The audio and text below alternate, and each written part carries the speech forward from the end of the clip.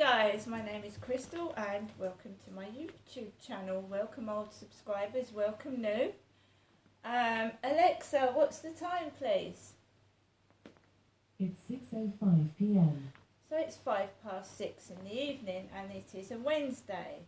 Yesterday I went up to my mum Jennifer's in Chatham to see my mum. Now I'm back in Rochester.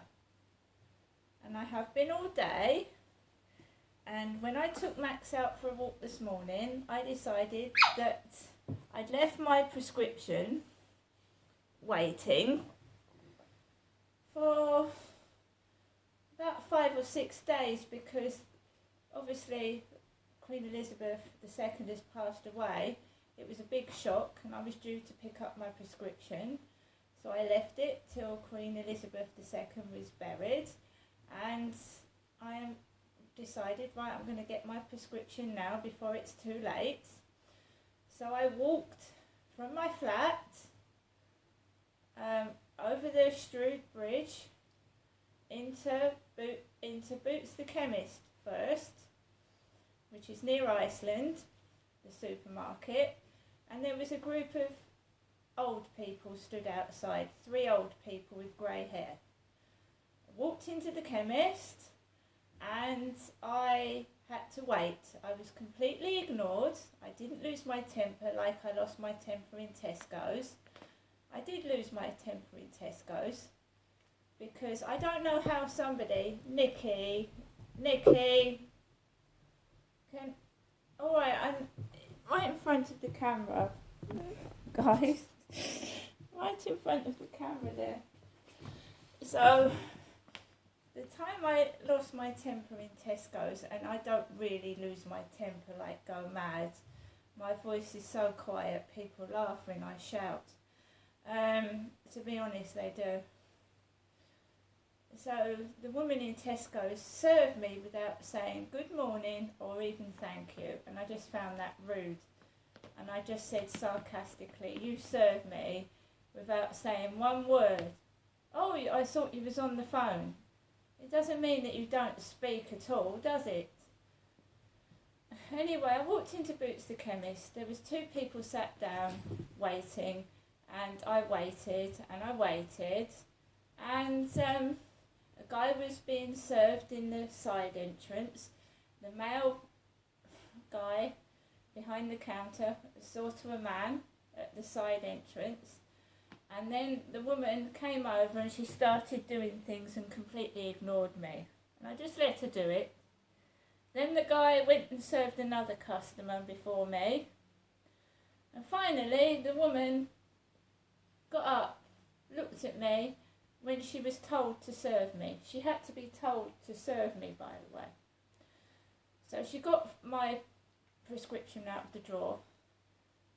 What's your address? Said my address. The other guy that served me last month was very polite and nice and really helpful. This woman wasn't. So I signed my prescription for next time, and then I said to her, I've changed my phone number. So she asked me my phone number while I was signing my prescription for next month, and then it's like she didn't want to speak to me at all. And I said thank you, and that was it. And the other guy said to the customer, have a nice day. And I was just completely ignored and made to feel horrible. But I compensate by that, by ignoring people like that. Don't lose my temper anymore, I just ignore it. Nikki?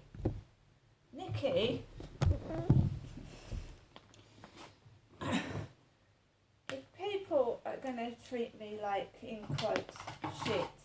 There's not a lot I can do about it. Losing your temper is just going to make you look a twat in front of the other customers. So you basically just carry on, you know what I mean? So I held my head up high, I walked out of the chemist, and then I walked into the post office. Very small queue, lots of going on. I like my haircut, guys. I am not changing it, I like it. Yesterday I posted up a photograph of my mum next to me, right? My mum is the one with the receding hair. I'm the one with all my hair. I'm not bald. My mum's not really bald. She's not bald on top. She hasn't got a massive bald patch. Her hair is just thin. So, waited in the queue. Nobody spoke to me. Nobody looked at me. No eye contact. Finally, I got served by a nice Asian lady who put my electric on for me and my gas. And when she went out into a room to put the gas card, the gas on my gas card, the Asian man was serving a coloured woman, and he was going, yes,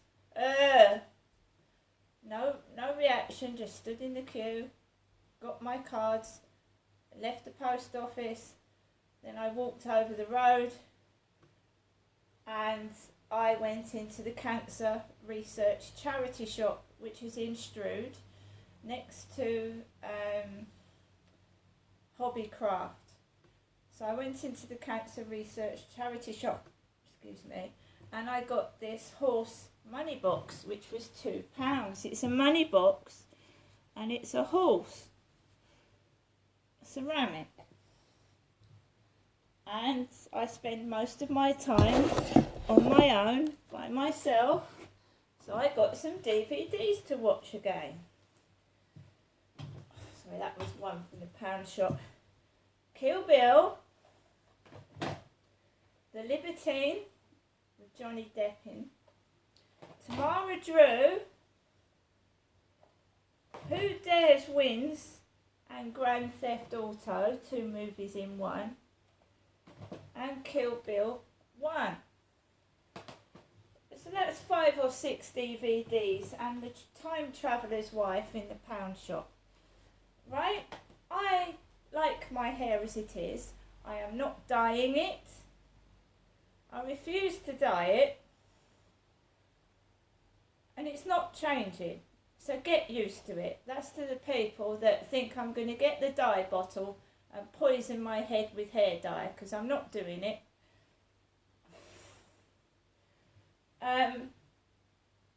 If you don't like my hair, just leave me alone. There's no need to be rude and nasty and not serve me. If you don't like me because I've cut my hair, serve somebody else, but tell me why. Don't leave me waiting for 10 minutes because, I've cut my hair and it's Well,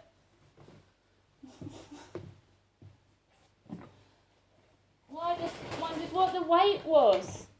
Isn't there any service in this world? And they serve bald people. It's because they see that name, Crystal Marshall, and they expect something. And when they see you, it's not what they expect. So, my medication that was given to me in Boots, by the way, in a brown bag. That's what they do in sex shops, give you your stuff in a brown bag, don't they? I only say that because when I was 18 years old and just married, I was introduced to a sex shop. And I'd never been in one before, and I didn't know what to expect. And they put your stuff in brown paper bags. Right. Valium Plus cream for my allergies. Tizafen for my face pain. It's not changed. I use other things for the pain in my face. I put a hot water bottle on my face, I put a hot towel on my face, and I scream when it really hurts. But nobody sees that.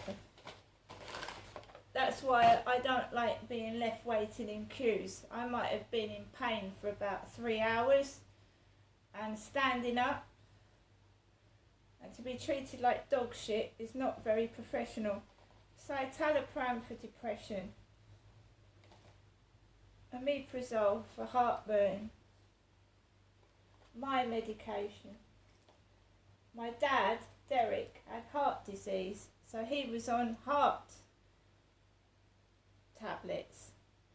He had a heart attack in 2013. None of my medication is for heart or lung problems. It's for face pain. When I was struck on the head in 2015, and 9 of my teeth have been extracted because of it. I haven't lost my teeth because I'm an old age pensioner. I had a trauma to my head, and 9 of my teeth were cracked, and they had to all be taken out. 9 of them. I don't mind being treated like shit. I'm used to it.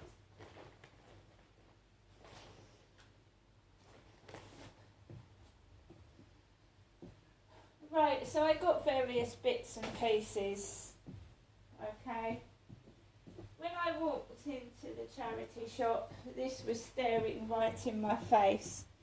It is a candle burner for Halloween. This was staring in my face as I went in. Don't forget, I uploaded that photograph of me and my mother. And I sent a photograph of me and my mother to somebody. I said, well, if you're planning on going out with me, then you'll have to meet my mum. So I sent them a picture of me and my mum together. And you know what the reaction from this lovely person was? Isn't your mother dead yet? Isn't your mother dead yet? Talking about my mother. Some people, hey? So we've got, from the pound shop, we've got Let's Never Split hair sheet mask with banana extract. Hair sheet mask. I have got hair. I had it cut short. I mean, let's face it. Us older women, yeah? Us older women, what do we do? What do we do when we're dumped by men for younger women? When we go grey and we feel useless. You try and cheer yourself up, don't you? So I thought I'd go and have a nice haircut. And Kelly's in Chatham are really, really good. She said, you know, that's your real colour. The real hair colour. We've got to the real hair colour. It was just full of dye. It was. And I thought, my fucking God, I look better. I look better. It frames my face. It's my natural colour. And I was hiding behind hats all the time. So when I took the hat off, half my hair was brown and half of it was grey anyway. You can't tell me I look better like that than I do now. I'm sorry, I don't believe it. When I look in the mirror, I see a mature woman. That's what I see. I don't care what anybody else thinks. So when I was round my mum's yesterday, I was watching people with facial disfigurements, and this guy was going around with his camera, and he says, look, when I get on the bus, he goes, no one sits anywhere near me. One guy said, oh, I thought he had a mask on. And he got a YouTube comment removed that someone said that he should be burnt at birth. And we've had all this before, but people seem to think if you've got a disability or a facial disfigurement, you've got a disease, so they don't sit anywhere near you on the bus. And I must admit, when I went into the post office, everybody was trying to get out. When I was in Boots the chemist, they didn't want to serve me. But when you look at the people that are serving you, some of them have got moles on their faces. Some of them they're bald. Some of them have got greyer hair than you. So why are they treating me like shit? Why are people being rude and disgusting to me? I have no idea. And it's been going on for a very long time before I had my hair cut. When my hair was long down my back, I've said before, and I wore this lovely blue short dress I was walking home feeling good, and then somebody went, ugh! So it doesn't matter what I look like. But you recognise me, don't you? They recognise me when my hair's long, short, underneath a hat, and they see me and it's whatever I look like, whatever I do. So I can't win. So I'm staying like this. Just staying like it, and if people don't like it, fuck you.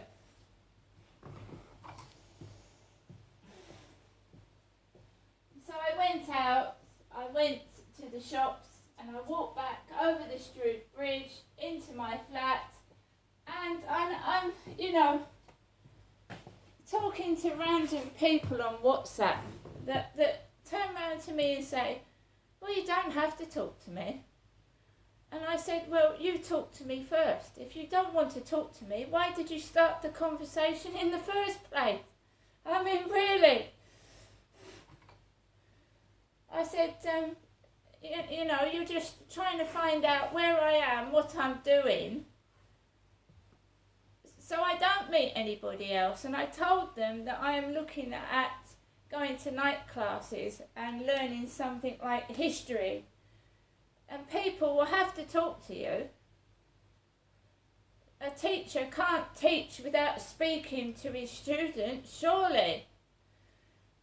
Right, guys, I'm going to look into night courses, night college.